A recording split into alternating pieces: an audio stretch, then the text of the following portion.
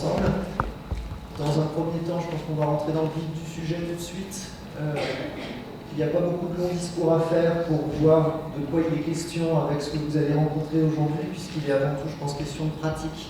La cinétographie est un système donc conçu pour transcrire tout mouvement du corps humain, du plus simple au plus complexe. Et il a été inventé donc par Rudolf Laban, qui est né en 1879 et qui est mort en Angleterre en 1958. Rudolf Laban était au départ un dessinateur, passionné par le théâtre, et qui a aussi suivi des études d'architecture, et qui s'est intéressé au mouvement, et tout ce travail de recherche sur qu'est-ce que c'est que le mouvement, comment l'analyser, comment l'observer finement, et comment être créatif en mouvement, donc est une recherche qu'il a fait tout au long de sa vie. Et ces théories sur le mouvement sont toujours d'actualité et sont appliquées dans des champs très vastes, dans le milieu de la danse, dans le milieu de la thérapie, pour le théâtre, dans le milieu de l'industrie. Donc aujourd'hui, on va rapidement donc vous présenter le système, l'objectif étant qu'à la fin de cette petite séance, vous puissiez lire une partition et la danser. Donc lire, ça veut dire la danser. La gravité, le centre du poids du corps, elle est tout de suite représentée sur la portée par cette ligne centrale qui est matérialisée en plus foncé, là en bleu sur l'écran. Donc le centre du corps étant représenté par cette ligne centrale, vous aurez donc tout ce qui est d'une moitié de corps présenté de la même moitié, c'est-à-dire tout ce qui est à gauche de la partition va concerner la moitié gauche du corps, et de la même manière, tout ce qui est à droite de la partition va concerner les éléments qui sont à la droite du corps. On a vu tout à l'heure que l'axe central qui était représenté par cet axe vertical de la portée nous donnait notre place, donc nous disait où on était, puisque c'est par là que passe la gravité. C'est la raison pour laquelle, dans la ligne centrale, les deux colonnes en blanc, à droite et à gauche de cet axe central, vont nous donner là où on pose notre poids. Donc les signes qui seront mis à l'intérieur de ces deux colonnes vont nous dire, par exemple, quand on avance, quand on marche avec son pied droit ou son pied gauche. On va maintenant voir comment indiquer l'espace. Donc on se déplace dans l'espace et dans quelle direction l'espace. Donc Laban a inventé une grille de lecture de l'espace et il a donc conçu un certain nombre de directions qui vont irradier à partir d'un point qui est donc le point où l'on se situe, enfin c'est le point de départ en fait. On se déplace à partir d'un endroit, à partir d'une place. Donc ce signe de base et ce signe en place. À partir de cette place, on va se déplacer en avant, en arrière, puis à droite, à gauche. Donc là, ce sont les principales directions. Et de ces principales directions découlent ce qu'on appelle des diagonales. Donc la diagonale avant droit, la diagonale avant gauche, l'arrière droit et l'arrière gauche. Ces signes sont des signes qui vont être colorés pour préciser où se situe le centre de gravité sur la verticale. Donc le niveau moyen étant la situation du centre de gravité normale, c'est-à-dire équilibrée entre le haut et le bas. C'est-à-dire quand on se déplace en n'étant ni attiré vers le haut, ni attiré vers le bas. Donc quand on va plutôt vers le haut, on a ce signe donc hachuré, et quand la marche se fait plutôt avec un rapport fort avec le bas, donc ce qui va impliquer un repliement des jambes, on va indiquer que le niveau est bas. Ensuite, par rapport à la portée, vous voyez qu'un même signe peut avoir des longueurs différentes. C'est un petit peu comme une frise historique. Quand à votre frise vous donnez une échelle et que vous dites 1 cm égale une année ou 1 cm égale 3 secondes en maths ou en sciences par exemple, et bien là il s'agit exactement de la même échelle temporelle. On va décider d'une échelle de temps en donnant son référent et son équivalent. Et ensuite, en fonction de la longueur du signe qui va être dessiné, on va du coup associer la durée pendant laquelle on atteint cette direction.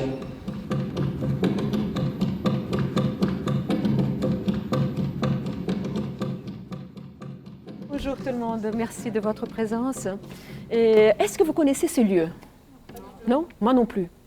Et je viens d'arriver d'ailleurs de Paris, j'étais comme ça, dans la voiture, j'étais très pressée d'arriver.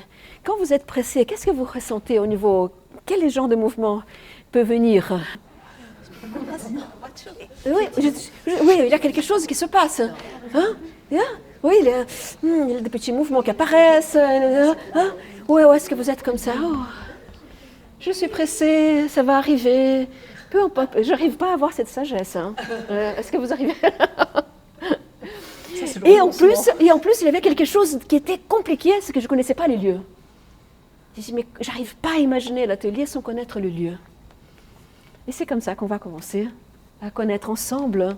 On va essayer de se promener un petit peu sur ce plateau en essayant de voir dans tous les niveaux, et que ce soit là-haut, que ce soit à la hauteur de vos yeux, que ce soit au sol, essayez d'être en contact avec l'espace dans lequel on est.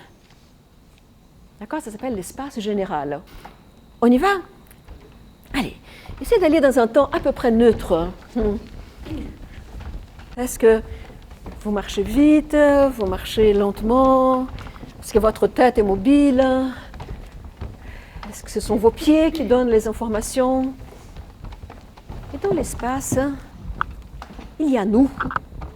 Et si vous pouvez laisser aussi votre regard commencer à se promener en voyant les personnes qui sont dans ce lieu. Et en quoi ça change votre démarche?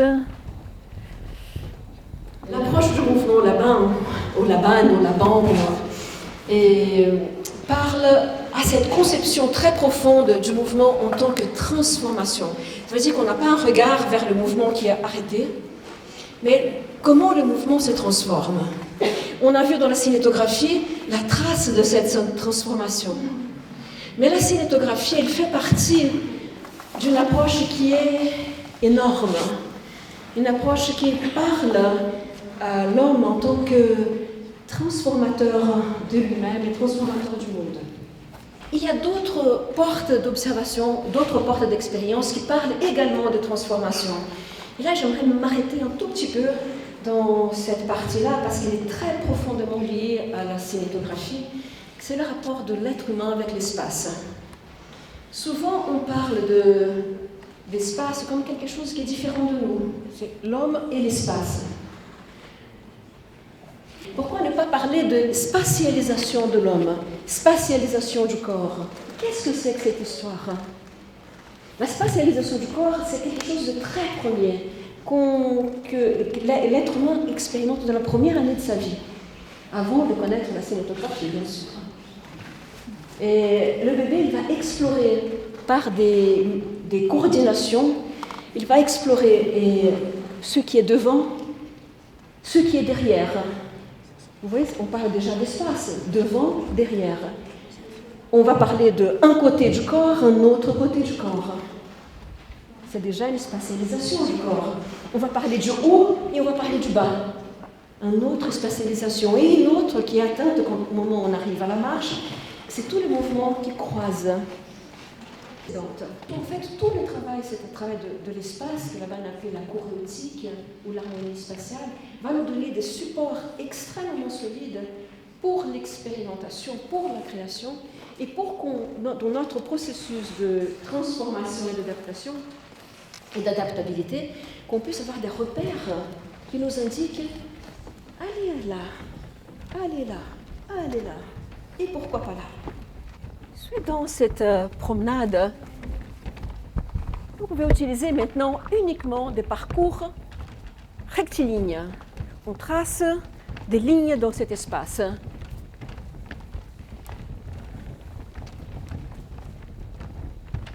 J'ai senti une légère accélération. Ouais. Et pourquoi?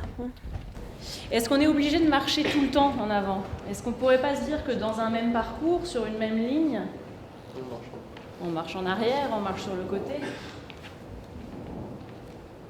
C'est possible ça aussi. Si le dessin au sol qu'on est en train de faire, il est clair, on peut changer totalement les directions de nos pas.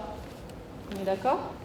Alors, on va faire simple, on se reconcentre que sur la question des parcours droits et on va faire varier au sein d'un même parcours la direction des pas. Est-ce que s'il y a des questions au fur et à mesure, vous n'hésitez pas. Hein. Est-ce que ça va, l'idée? On essaye et on y va.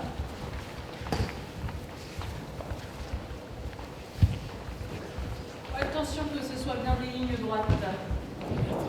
Et oui.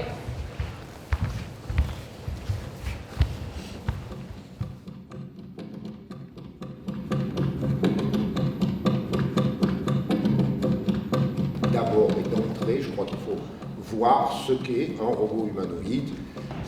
Ça ressemble à ça. Hein, voilà, c'est une machine qui bouge. C'est pour montrer que les problèmes qu'on aborde, c'est la maîtrise du mouvement. Hein, c'est quel mouvement faut-il faire pour passer, vous voyez, à travers ce mur de briques. Un robot comme ça, c'est une machine qui bouge, donc il y a des moteurs. Hein, il y a des moteurs, en l'occurrence, là il y en a une trentaine. Et puis pour bouger un petit peu avec une certaine maîtrise dans l'environnement, il faut avoir une capacité sensorielle qui vous dit quel est votre état dans l'environnement. C'est ce qu'on appelle des moyens de perception. Les moyens de perception d'un robot comme ça, ben, il y a des caméras pour voir. Hein. Il y a 4 caméras, c'est 2 x 2. Vous voyez, c'est pas très anthropomorphe. Vous avez des capteurs qui vous donnent la référence à la verticale.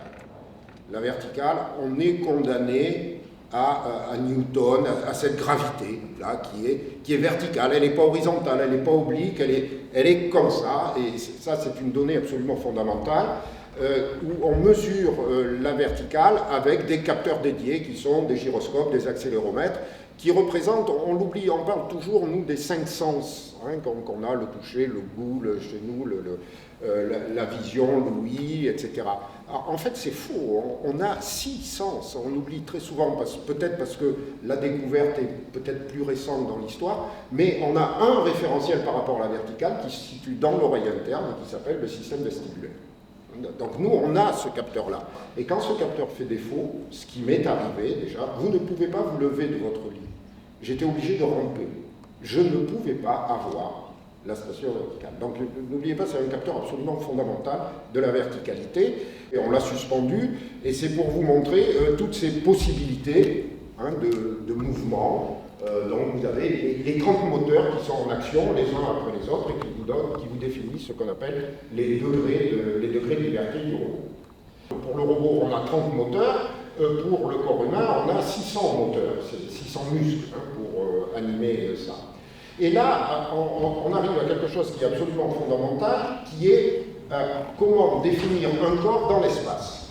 C'est-à-dire où suis-je sur ce plateau.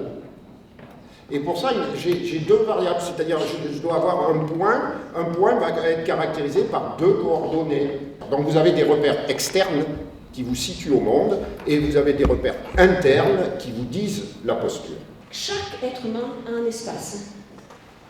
Et ce que là-bas on a appelé la kinésphère, c'est les sphères de mouvement de chaque personne. Et cette kinésphère, c'est un vrai guide d'exploration. Ça donne vraiment des supports pour explorer tout ce qui nous entoure. Et la kinésphère a une structure spatiale. Elle a ce qu'on appelle des dimensions, le haut et bas, côté-côté, devant, derrière. Elle a des plans. Vous avez déjà entendu parler des plans de l'espace, hein, certainement dans les cours de géométrie spatiale. Et vous voyez le plan frontal ou vertical, le plan sagittal, le plan horizontal. Et chacun de ces plans parle de quelque chose. C'est une manière de voir le monde. Il y a d'ailleurs beaucoup de chercheurs qui utilisent cette approche du mouvement dans l'analyse de la communication. Ce qu'ils ont vu, c'est que les personnes qui avaient une affinité pour le plan vertical ou frontal, c'est le plan là-bas on appelle le plan de la porte, ces personnes ont plus de facilité pour pour hiérarchiser ce qu'il faut faire avant, ce qu'il faut faire après, qu'est-ce qui est plus important, qu'est-ce qui est moins important. Ceux qui ont plus de facilité pour le plan horizontal, ils vont avoir plus de facilité à relier, à lire. Par exemple, quand on commence une recherche, par exemple, parfois, il y a des personnes qui vont vouloir lire tout ce qui est écrit sur ce sujet. Alors, ce sont des personnes qui vont avoir des facilités pour relier. Ceux qui ont des facilités pour le plan sagittal, qu'est-ce qu'ils vont faire? Ils vont pouvoir mettre les choses davantage en exécution. Ils vont pouvoir avancer et reculer, mettre le passé en rapport avec le futur et être dans un rapport temporel. On a tous les trois. Et dans le mouvement, c'est pareil. Vous voyez, notre kinésphère, c'est une kinésphère mentale et physique en même temps, qui va structurer notre mouvement et notre manière de penser et d'agir. Et la kinésphère a aussi des diagonales. Et vous voyez, en fait, à chaque fois, est-ce que je peux vous donner le micro? Si je suis dans des mouvements de plan vertical, je suis là. Dans le plan horizontal, je vais être là. Et dans le plan sagittal, je vais être là. Et les diagonales, oups, je vais tomber. Non, je ne tombe pas. Je m'attrape dans une diagonale et je suis là. D'accord? Les diagonales, elles vont façonner le corps de manière à que tous les quadrants du corps puissent se croiser.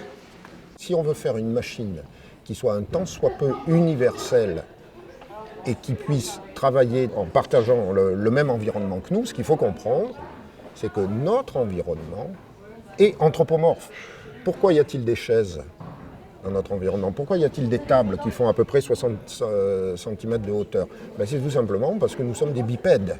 Or, si je veux faire un robot qui soit capable de monter des escaliers, je ne dois pas lui mettre des roues, je dois lui mettre des jambes. Notre environnement est taillé à notre forme anthropomorphe. Si on veut une machine qui soit un tant soit peu autonome dans notre environnement, la forme anthropomorphe de cette machine s'impose. Je me demandais comment le robot il lit le système là-bas.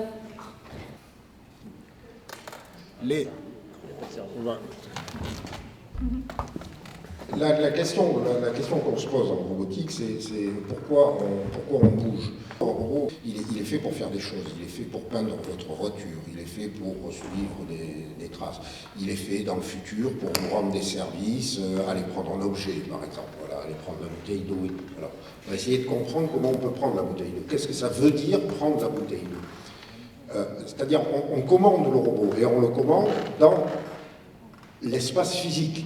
C'est-à-dire on dit la main doit atteindre la bouteille d'eau. Trivialité, mais encore faut-il le dire. Donc la bande va dire la main là, il faut qu'elle aille de l'avant. Bien, très bien, mais ça ne nous dit pas quel muscle il faut que j'utilise. Moi j'ai des moteurs à activer. Comment vous bougez la main? Vous vous en fichez parce que vous avez appris tout ça. Par apprentissage et tout, vous l'avez complètement oublié et pour vous, c'est complètement naturel. Mais pour le robot, il faut bien que quelqu'un lui dise « mets en marche ton moteur de l'épaule, puis ton moteur de l'avant-bras, puis ton moteur de… » Si je résume, c'est l'expression de l'action se fait dans l'espace physique, et là, on peut utiliser la notation là-bas, mais ça ne nous dit strictement rien sur la manière de faire ça. Sur la ligne. En fait, vous regardez un petit peu en bas pour voir les épaules des copains. Moi, je voudrais que vous regardiez droit devant vous et vous devez sentir. On va faire ça. Décalez-vous, 1 sur 2. Un peu plus devant et l'autre un peu plus derrière. Voilà. Vous allez regarder moins devant vous et vous allez mettre vos mains sur les côtés. Vous allez vous apercevoir que vous pouvez les voir. Alors, si vous les mettez trop derrière, vous ne les voyez plus. Mais normalement, si vous les avez sur le côté, est-ce que vous les voyez? J'en ai regardé. Pour se déplacer en ligne, c'est le même travail. C'est pareil, ce n'est pas vos mains, c'est les épaules des copains. Mais je voudrais que vraiment vous focalisiez pas sur le sol, mais en regardant droit devant vous, vous sentiez la ligne se déplacer. Ok? On se remet en ligne. Donc plus de regard au sol, et quand vous voulez, on y va.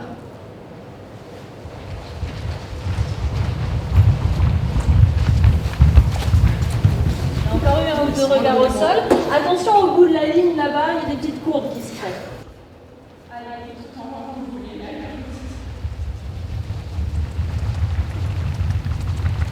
Ce que je voulais leur faire sentir, c'est leur donner une première conscience de l'espace d'abord, et puis qu'ils sentent tous ces jeux de lignes parallèles, de formes géométriques qu'on peut installer et qui donnent très vite une couleur particulière un espace qui le structure et qui lui donne vraiment un aspect, leur faire sentir les contrastes en fait. On peut dire que l'espace est complètement indissociable du mouvement global du danseur sur le plateau, et la bande, dans sa façon d'analyser le mouvement, le prend totalement en considération, dans le sens où il pose d'abord un cadre spatial, où est-ce qu'on évolue, où est-ce qu'on est, comment on est orienté dans cet espace-là, et donc partant de là, n'importe quel mouvement est d'abord un tracé au sol.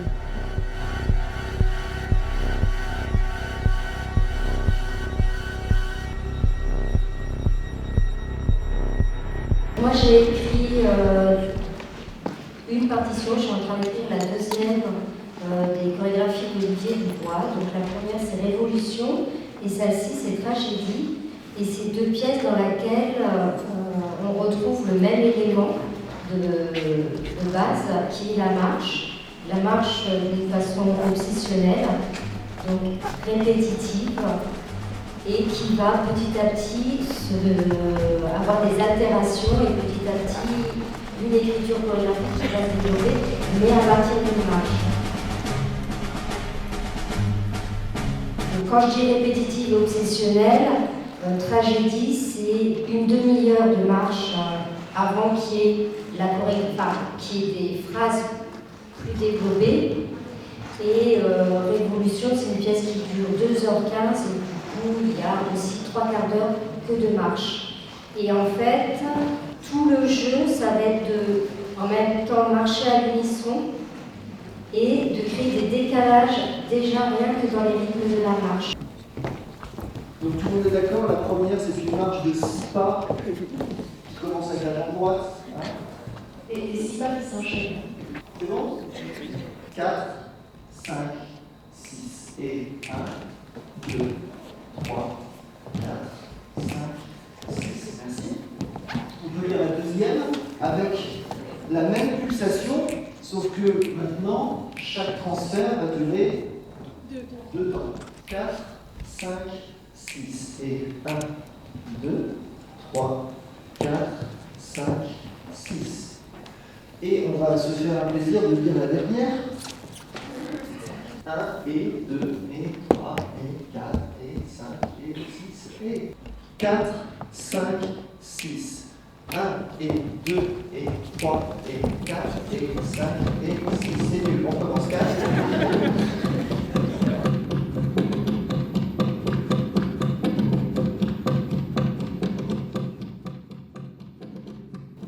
Donc un robot, comment ça marche? Alors le centre de gravité, quand je suis dans une posture comme ça, est à peu près très légèrement au-dessus du bassin, enfin à 4 cm des vertèbres sacrées. Là, c'est les vertèbres qui sont soudées. Là. Donc c'est quand je suis dans une posture comme ça. Mais le centre de gravité, je peux, en faisant varier ma posture, complètement le déplacer. Par exemple, vous voyez ici, là, quand je me mets comme ça, il n'est plus au même endroit. Hein. Pourquoi? Parce que j'ai mis des masses qui sont là. Et je vais déplacer. Donc, l'intérêt de mes moteurs, c'est que je vais pouvoir jouer sur le déplacement du centre de gravité. Bon, mais très bien, je veux mettre un pied devant l'autre. Comment faire? Eh bien, il faut pour ça que je déplace mon centre de gravité sur le pied droit. Ça me libère mon pied gauche. Et puis, je vais maintenant mettre mon pied gauche en avant. Je transfère mon poids, ou le centre de gravité sur le pied gauche. Ça me libère mon pied droit. Je mets le pied droit là. Et puis, je continue. D'accord? Et donc, voilà, j'ai appris à marcher. Est-ce que c'est comme ça qu'on marche? Non. Alors, c'est ça qui était tout à fait intéressant. On ne marche pas du tout comme ça.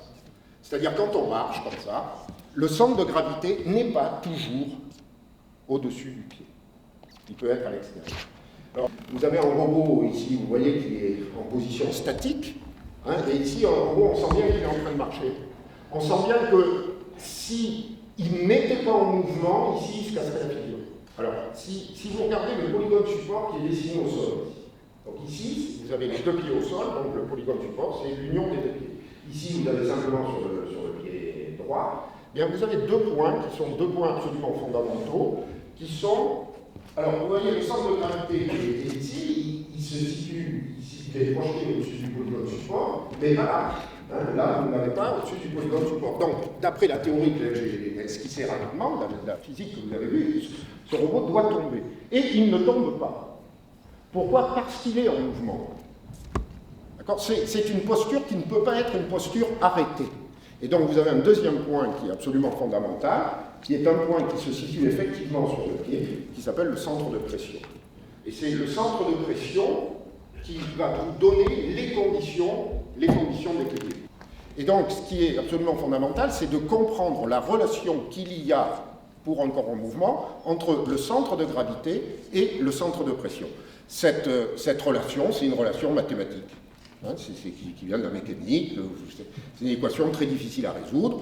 Ben, notre boulot, c'est d'essayer de la comprendre, de la résoudre, et une fois que vous l'avez résolue, eh bien, ce que vous faites, c'est que vous allez planifier les pas en avant, hein, vous dites, je vais mettre mon pied là, mon pied là, mon pied là, avant même de bouger, vous dessinez la courbe que doit suivre le centre de pression, pour être sûr de ne pas tomber, et vous allez en déduire la trajectoire que doit suivre le centre de gravité, et suivre le centre de gravité, ça vous savez faire parce que ça correspond à des changements de posture.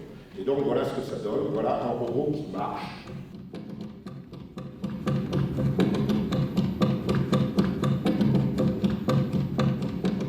Alors nous, en termes de dessin et de création d'images, c'est un rapport complètement différent au mouvement, puisqu'on n'est pas sur les mêmes enjeux, on est sur les enjeux de représentation du mouvement et d'interprétation du mouvement. Donc on va s'affranchir d'un certain nombre de lois physiques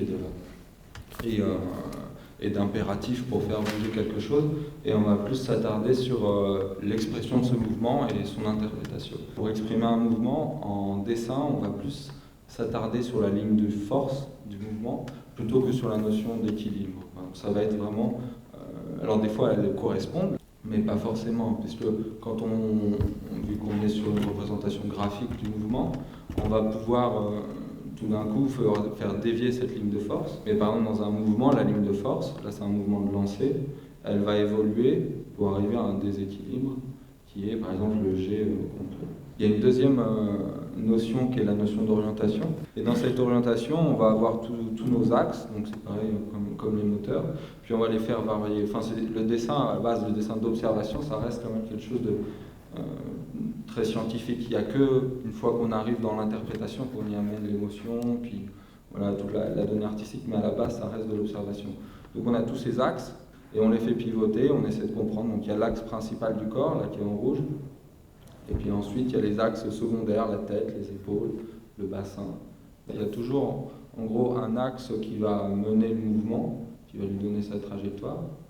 Et puis après, on va décliner. Là, c'est le visage. C'est lui qui va entraîner la totalité du corps et le reste suit. Il y a toujours un élément moteur. Et cet élément moteur, il va suivre une trajectoire qu'on peut dessiner aussi. Quand c'est une trajectoire de profil, c'est le maximum de la tête. Je peux intervenir juste pour une question. Est-ce qu'il est possible de produire ces animations sans rien connaître de l'origine du mouvement, c'est-à-dire de l'aspect moteur? Vous vous fichez éperdument ici de quels sont les muscles qui sont en action, ou pas? Il y a tout le temps d'études qu'on a d'après modèle, mais bien sûr l'anatomie c'est un plus, mais ça reste du dessin d'observation. Oui, après moi j'ai étudié, on a fait les cours d'anat, les dissections, les trucs comme ça, un peu à l'ancienne. Par exemple, si je dois dessiner une voiture qui bouge, je ne vais pas forcément avoir besoin de faire de la mécanique pour la retranscrire. Et c'est là où c'est une matière d'observation. Rudolf Laban s'est intéressé au mouvement tout au long de sa vie. Et comme je vous le disais ce matin, il s'est intéressé spécifiquement à la danse quand il avait déjà 30 ans. Mais avant ça, il dessinait. Et il dessinait donc des caricatures ou des dessins très très précis de personnes dans la rue. Donc des amis d'ailleurs avec ça. Et il observait très précisément la forme et on va dire ce qui se dégageait de la forme, c'est-à-dire l'humeur, l'état émotionnel. Et il a aussi énormément étudié l'anatomie. Quand il a mis en place les principes du système, il a énormément observé comment l'humain réagit à la gravité et comment l'être humain réagit à l'espace, en fait. Et donc tout ça est pris en compte dans le système. C'est-à-dire comment une personne qui se déplace dans l'espace, comment le corps réagit spontanément à la gravité, de façon réflexe. Et ce qui est aussi premier dans le système, c'est cette ligne centrale qui nous indique que l'ensemble, c'est-à-dire on va dire le centre de gravité, pour nous on le nomme en termes de poids du corps, donc quand est-ce que cet équilibre est en jeu, c'est-à-dire tout le corps est en jeu et se déplace. Donc quand est-ce que le corps tout entier est engagé dans le mouvement et quand est-ce que le corps va rester stable. Évidemment, il est sans cesse en train de chercher cette stabilité, donc le centre de gravité est toujours mobile, mais il est en train de chercher toujours cet équilibre en fait sur le pied, et le reste du corps est mouvement. Par exemple, pour juste illustrer, donc si je suis sur mes deux pieds et que j'écris sur ma portée que l'ensemble du corps va se déplacer en avant. Pour le faire, je vais faire ce mouvement préalable avant de faire mon déplacement en avant. Et je vais simplement écrire l'ensemble du corps, donc le centre de gravité, va faire un déplacement en avant de l'amplitude d'un pas normal pour la personne avec un temps donné, et le nouvel appui va être sur le pied droit. Donc la personne qui lit la partition a ces données et va le faire de la façon la plus, on va dire, naturelle pour elle, la plus... Voilà. Elle va donc forcément placer son poids sur le pied gauche pour pouvoir libérer la jambe droite et effectuer le pas en avant. Alors, si on a de la danse et qu'on a envie d'insister sur cet ajustement, parce qu'on pense que le chorégraphe, où on a envie de montrer ça, on va noter, je vais d'abord sur mon pied gauche, avant de poser mon pied droit en avant. Bien sûr, on a besoin que le mouvement soit réaliste, ou en tout cas qu'il soit intelligible, mais après, qu'est-ce qui va mener le mouvement? C'est là où on rentre dans l'interprétation, l'émotion, etc. C'est seulement la chose qui va lui donner son sens. C'est-à-dire si, moi, graphiquement, j'ai besoin que ce soit mon regard, parce que mon personnage, c'est important que dans son regard, c'est ça qui va mener mon mouvement, mais c'est ça que je vais montrer.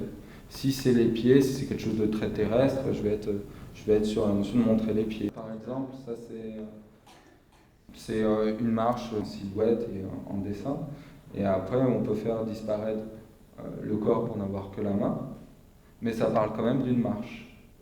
Mais on figure une marche qui a un sens. Si je veux quelque chose de plus terrestre, de plus physique, je vais faire apparaître que les jambes. Ça parle toujours de la marche.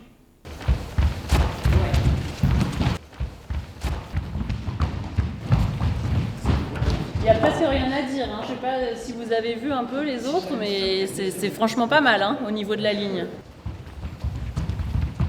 Et l'urgence c'est juste pareil. Et on peut se complaire, mais continuer avec des parcours droits. Qu'est-ce qui varie?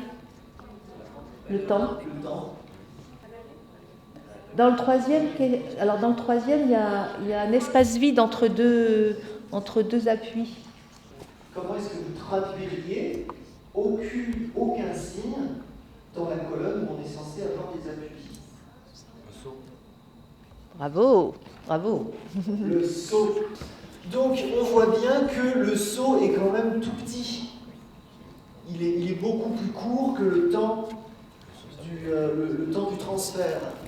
Donc est-ce qu'on peut essayer d'avoir une version de la troisième? Victor, peux-tu nous refaire bien au milieu du monde?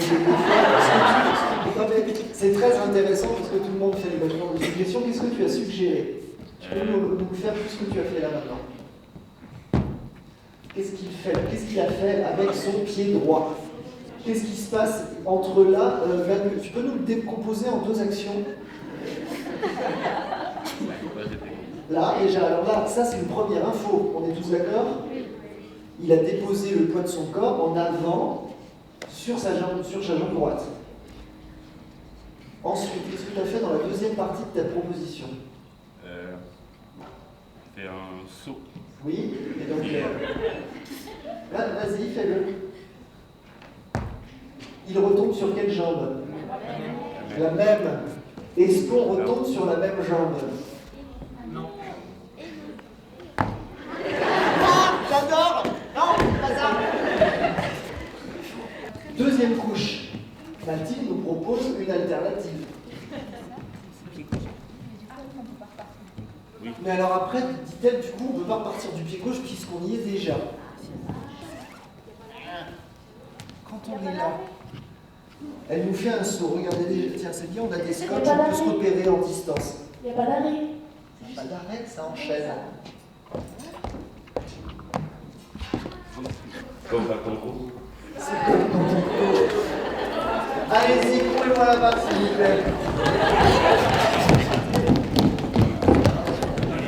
Est-ce que vous voyez que dans le temps de leurs appuis, il y a bien un temps qui est plus long dans le transfert et le moment du saut, il est plus petit dans une course. On fait pas un et, on fait yann et pam, et pam, et pam, et pam. Courons là-bas, s'il vous plaît, sans but.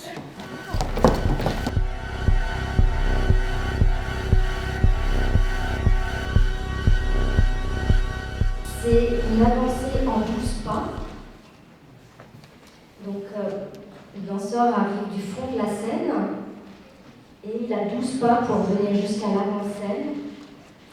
Et il y a un petit parcours circulaire, donc une petite courbe pour faire demi-tour, se retrouver de dos et repartir.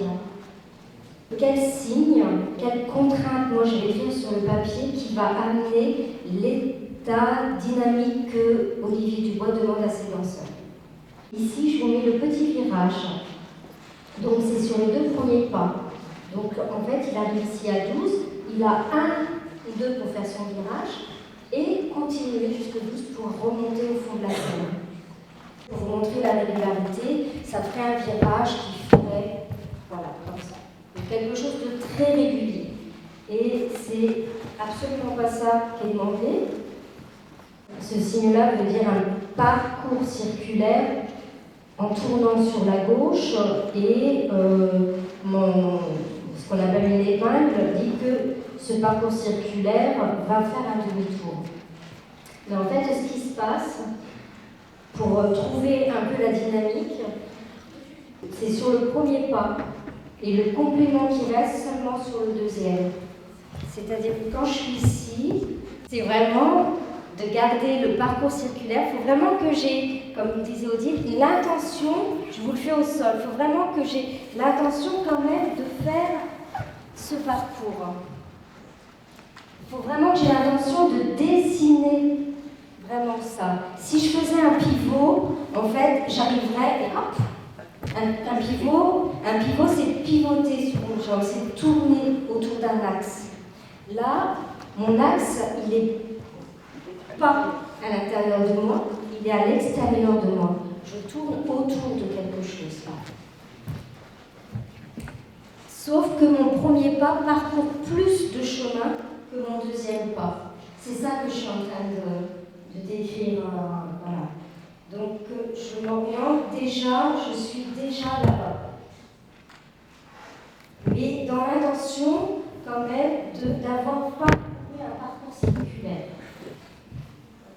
Pour qu'au deuxième pas, je sois vraiment dans ma direction. C'est l'intention.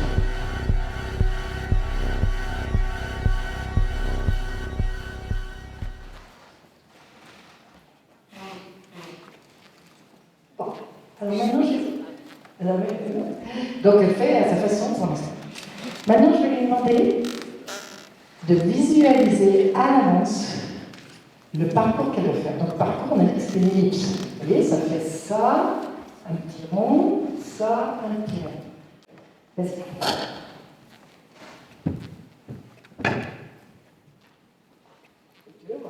On va le voir dans ses yeux. Dans ses yeux, il va falloir qu'elle se représente bien l'ellipse. Ah, merci. Oui. Là, la pente, c'est pas complètement encore représentée. Je vous dis juste pour que vous arriviez à essayer votre regard. Non, là, c'est pas encore représenté dans cette tête vraiment la petite rondeur du parcours. Oui, ça y est, ça vient. Ah, je suis contente, il y en a qui opinent, donc vous savez pas que vous voyez. Oui, la difficulté, c'est de rester sur un transfert d'appui, c'est-à-dire je ne vais pas droit, je ne fais pas un pivot. Je dois faire mon ellipse et marcher du pied sur droit, sur gauche, sur droit, sur gauche. Alors, regardez, alors, le problème, c'est qu'il faut prendre cette courbe. Vas-y. Voilà. Alors, elle commence à se dire ah, il va falloir que je fasse. C'est-à-dire, qu'est-ce qu'elle fait? Vous voyez, il y a l'épaule gauche ici qui va décélérer pendant que l'épaule droite ou la jambe droite va accélérer. Il faut, vous comprenez, il faut qu'il y ait quelque chose. Oui, très bien. Oui, voilà. On peut aussi montrer un tout petit peu plus savoir quand tu fais la courbe, l'amorti, c'est-à-dire la descente, enfin, les pieds.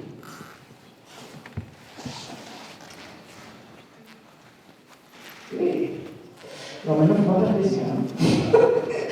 On va vraiment rester visuel, tu vois, quelque chose qui est. Ouh, hop. Bon, maintenant, je ne crois pas de montrer le reste. Et vous verrez qu'au bout d'un moment, ça va faire travailler les pieds. Du coup, quand elle va faire son amorti, ça va faire plus un travail justement de centre de pression au niveau des pieds. Et c'est ce que Estelle va vous expliquer, c'est qu'après, le chorégraphe, il veut donner une vitesse au centre de gravité, ce qu'on appelle, nous, créer des forces de propulsion. Voilà. Quel est le lien de l'analyse du corps dans le mouvement dansé, donc ce que je fais, avec l'écriture Laban, donc la notation Laban? Le seul, enfin je dirais le lien, c'est que j'interviens dans le programme de formation des notateurs au Conservatoire national supérieur de musique et de danse, et je les aide à donner, je dirais, une corporéité aux signes. Souvent, je dis que le signe est de la chair, un goût, une couleur, et que la combinaison des signes devienne une dynamique du mouvement. Il y a des lois générales qui constituent la dynamique du mouvement, et puis selon ce qu'on choisit par rapport à cette dynamique, par rapport du coup, je veux dire, à ces lois du mouvement, eh bien, on va avoir une dynamique différente. Et selon les chorégraphes, il y a une combinaison de ces éléments qui sont différents et qui correspondent bien sûr à un temps donné et à un parcours donné. On est très précis sur les trajets dans le corps et comment ce mouvement s'organise à l'intérieur du corps.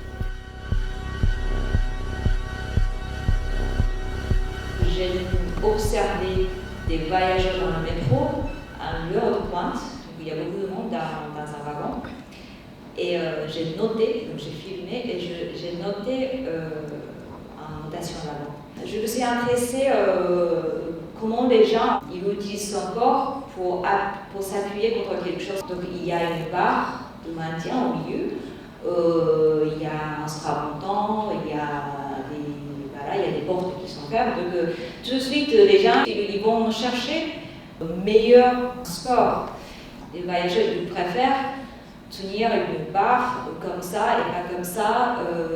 Il préfère utiliser par exemple son bassin, enfin son dos appuyé contre le mur, enfin des choses comme ça. Voilà. Pourquoi on fait ça, cette étude? En fait, ça permet aussi par la suite pour concevoir le design d'un wagon. Si tout le monde il cherche à s'appuyer contre son dos comme ça, on n'a plus peut-être besoin des chaises. Il suffit de mettre appui, je sais pas, appui dos, voilà, de ce type de choses. Vous voyez, donc il y a des lois du mouvement, hein, vous avez vu ça. Et nous, on va en parler que pour l'instant, vous voyez, il y a les appuis des pieds. Les appuis des pieds, bon, c'est une évidence. Mais après, nous, on va dire que justement, on a d'autres appuis. Et par exemple, quand Naoko parle du coup de l'appui préférentiel du coup des gens qui sont dans le métro, ils vont avoir comme référence, donc, par exemple, leur dos, ou ils vont avoir référence la barre. Et donc, après, on peut du coup se recomposer notre équilibre en fonction de l'appui qu'on a décidé. On le voit qu'il y a une réorganisation, parce que si le mur lâche, enfin, j'en sais rien, l'appui lâche, et bien du coup, on va tomber, vraiment.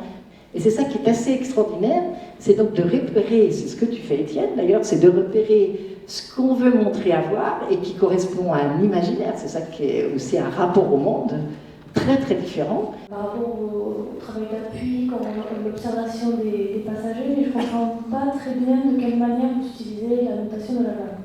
Parce que s'il n'y a pas, bien sûr, je sais qu'il se passe des choses, je vois quelque chose, tu vois, bon, un voyageur sont comme ça, ou il se déplace comme ça, ainsi.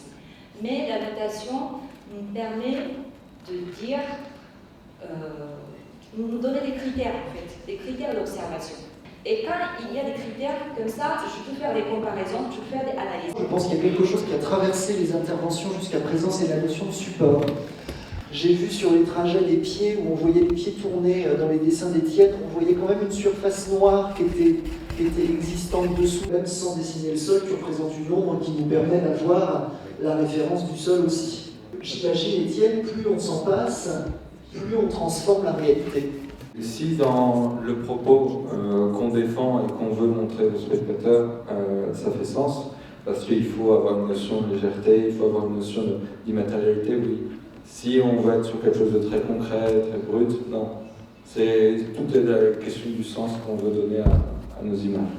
Et de ce temps très ralenti, qu'on appelle un temps soutenu, qui prend son temps pour se développer, on va commencer à changer le parcours d'un parcours droit à un parcours courbe.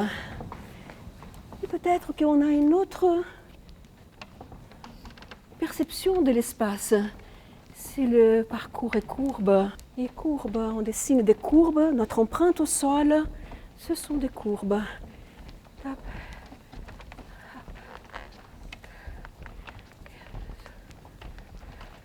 Et essayez de avoir une présence telle que tout le monde va vous voir. Votre centre est là, où chaque pied laisse son empreinte au sol. Et pose au sol, pose, et tape, et tape, et hop, et hop, et hop. De là, on va parler d'une puissance. Tape, tape, et hamp, et toujours courbe. Hop, tape, hop, yap, tape, hop. Cette puissance a une légère accélération. Essayez de voir si vous arrivez à passer. Vous voyez que votre corps change à nouveau. Il ne peut pas être rigide.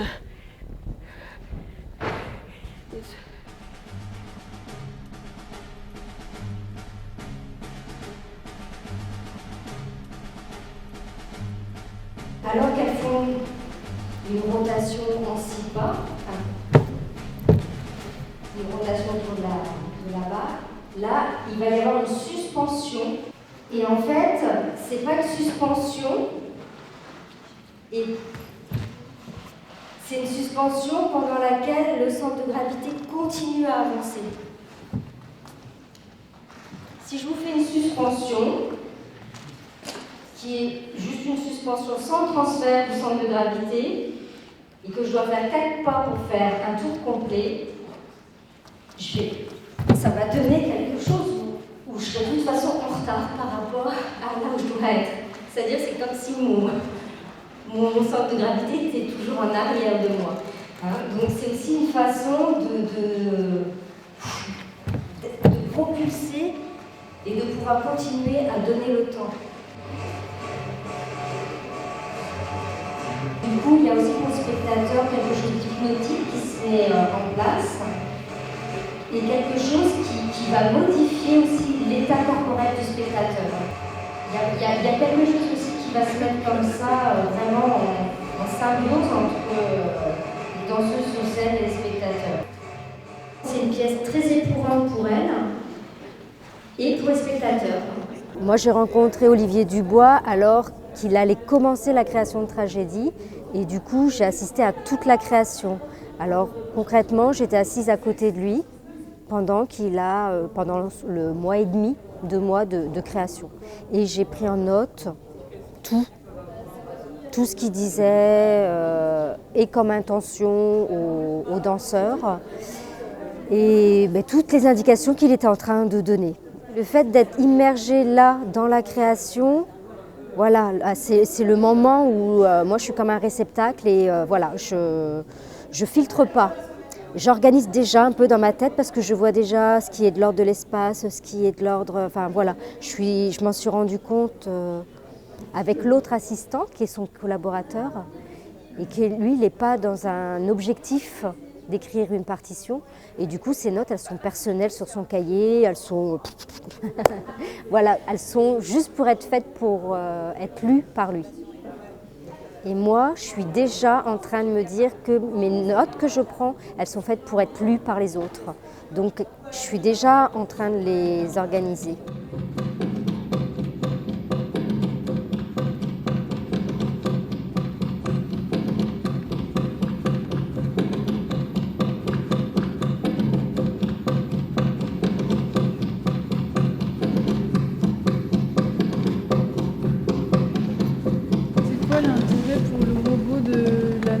Laban? Aucune. Non, il n'y a aucun intérêt. Non, le seul intérêt, c'est de ces rencontres entre roboticiens et votre communauté, c'est qu'on se rencontre très rapidement, qu'on se pose les mêmes questions. Et donc, c'est plus à un niveau fondamental qu'on essaye de travailler, parce qu'on se pose les questions de qu'est-ce que c'est comme mouvement. Encore une fois, là où je ne suis pas sûr qu'il faille passer par là-bas, mais l'objectif, c'est d'avoir une autonomie. Dans le mouvement. Dans le mouvement.